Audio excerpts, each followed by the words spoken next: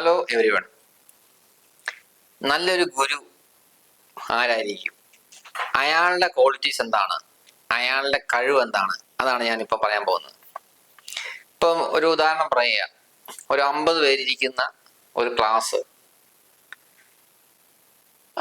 അതിനകത്ത് ഏതെങ്കിലും ഒരു സബ്ജക്റ്റ്. ഇവർക്ക് ഈ 50 പേർക്കും 50 സാഹചര്യത്തിൽ നിന്നാണ് വരുന്നത്. എല്ലാം വ്യത്യാസമാണ്. ഇവരെല്ലാവരും യുണീക്കാണ്. അപ്പം പഠിപ്പിക്കാൻ പോവുക. ഇപ്പൊ ഞാനാണ് ഗുരു എന്ന് വിചാരിക്കുക. ഞാൻ ചെയ്യുന്ന എന്താണെന്നാ പറയാൻ പോകുന്നത്. നമ്മൾ പഠിപ്പിക്കാൻ ശ്രമിക്കുക. അപ്പൊ പഠിപ്പിക്കാൻ ശ്രമിക്കുമ്പോഴത്തേക്കും 80-20 പ്രിൻസിപ്പിൾ ഉണ്ട്. അതിനകത്ത് 100 പേരുള്ള ക്ലാസ് ആണെങ്കിൽ എളുപ്പത്തിൽ പറയാം 80-20 പ്രിൻസിപ്പിൾ. 20 പേരായിരിക്കും അത്യാവശ്യം നന്നായിട്ട് പഠിക്കുന്നവര്. ഈ 80 പേരും ഇച്ചിരി പുറകോട്ടായിരിക്കും. ആ 20 പേരിനകത്ത് വീണ്ടും 80-20 പ്രിൻസിപ്പിൾ ഉണ്ട്. 4 പേര് നന്നായിട്ട് പഠിക്കും, 16 പേര് അതിനകത്ത് തന്നെ ആവറേജ് വരുള്ളൂ.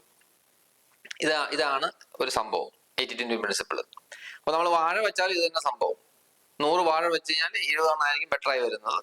അതിനകത്ത് ഏറ്റവും ടോപ്പ് നിൽക്കുന്ന 4 വാഴയായിരിക്കും.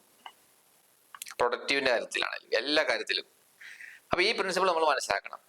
എന്നിട്ട് നമ്മൾ പിള്ളേരെ പഠിപ്പിക്കുമ്പോഴത്തേക്കും ഈ 50 പേരുണ്ടല്ലോ ഇതിനകത്ത് നമുക്കറിയാം 2 പേരേ ഉള്ളൂ നല്ല രീതിയിൽ കാര്യങ്ങൾ മനസ്സിലാക്കുന്നവര്.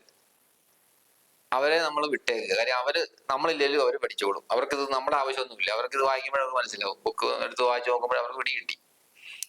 പിന്നെ ബാക്കിയുള്ളവർ ഇങ്ങനെ കിടക്കുക. അതിനകത്ത് ഏറ്റവും മോശമായിട്ടുള്ളവരുണ്ട്. ഇവരെയൊക്കെ എന്ത് പറഞ്ഞാലാണ് ഇവന് മനസ്സിലാകുന്നുള്ളതിന്റെ എക്സാമ്പിൾ സഹിതം കണ്ടുപിടിച്ച് നമ്മൾ പറയാൻ ശ്രമിക്കണം.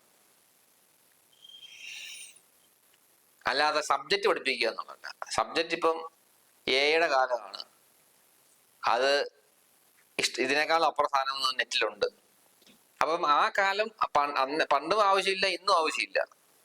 അപ്പം ഇത് പഠിപ്പിച്ചുകൊണ്ടിരിക്കുക എന്നുള്ളതല്ല. ഓരോരുത്തരും ഇത് മനസ്സിലാക്കുന്നുണ്ടോ? എന്ത് പറഞ്ഞാൽ അവൻ മനസ്സിലാവും. അവന്റെ തലയിൽ എന്ത് പറഞ്ഞാൽ കയറും. അതാണ് നമ്മൾ പഠിക്കേണ്ടത്. നമ്മളാ ശരിക്കും പഠിക്കേണ്ടത്. അല്ല നമ്മൾ പഠിച്ചാലേ ഉള്ളൂ അവരെ പഠിപ്പിക്കാൻ പറ്റുള്ളൂ. അപ്പം ആ ഉദാഹരണങ്ങൾ പറഞ്ഞ അവർക്ക് മനസ്സിലാക്കി കഴിഞ്ഞാൽ അവർ തലയാട്ടും.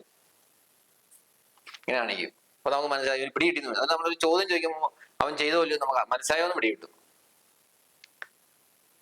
അല്ലാതെ പുറകോട്ട് നിൽക്കുന്ന ആളെ വഴക്ക് പറയുക അതല്ല സംഭവം. അതിനകത്തൊന്നും ഒരു കാര്യമില്ല. അപ്പൊ നല്ലൊരു ഗുരു അയാളുടെ വരുന്ന ആളെ മാറ്റിയെടുക്കുക, അയാളെ പഠിപ്പിക്കുക, സബ്ജക്റ്റ് എന്താണോ വെച്ചാൽ അത് പഠിപ്പിക്കുക, മാറ്റിയെടുക്കുക എന്നുള്ളതാണ് അയാളുടെ ധർമ്മം. അല്ലാത്തവരൊന്നും ഗുരുവല്ല. ആ ഒരു പ്രൊഫഷനെ കൊള്ളുകയല്ല. പിന്നെ ചുമ്മാ അവരങ്ങ് ഗുരു വന്നു പറഞ്ഞാൽ ഇറങ്ങി തിരിച്ചിരിക്കുക. ആർക്കും ഒന്നും ചെയ്യാൻ പറ്റിയല്ല. അപ്പൊ യഥാർത്ഥ ഗുരു ഇതാണ് സംഭവം. എങ്ങനെ വേറൊരാൾക്ക് ഇത് മനസ്സിലാവും? അതിനുവേണ്ടി എന്തെല്ലാം എക്സാമ്പിൾസ് ഉണ്ടാക്കാം. അത് എക്ക് ഒരിക്കലും പറ്റിയില്ല. എക്ക് എല്ലാ കാര്യം ഇങ്ങനെ പറഞ്ഞു കൊടുക്കാൻ പറ്റുള്ളൂ. ഇൻഫോർമേഷൻസ് കൊടുക്കാൻ പറ്റും. പക്ഷേ അയാളെ എങ്ങനെ അത് പഠിപ്പിച്ചെടുക്കാനുള്ള ആ ഇന്റലിജൻസ് അതിന് ഡെവലപ്പ് ചെയ്യാൻ പറ്റിയില്ല. അത് മനുഷ്യന് മാത്രമേ പറ്റുള്ളൂ. അപ്പൊ മനുഷ്യന് ചെയ്യാൻ പറ്റുന്ന കാര്യങ്ങൾ എന്താണെന്ന് മനസ്സിലാക്കി വേണം നമ്മൾ ചെയ്യാനായിട്ട്. കാലം മാറുക. ഇനിയിപ്പോ ഇൻഫോർമേഷൻ ഒന്നും നമ്മൾ ആവശ്യമില്ല. ഇൻഫോർമേഷൻ ആവശ്യം ആയിട്ട് നമ്മൾ ഇരിക്കേണ്ട കാര്യമില്ല.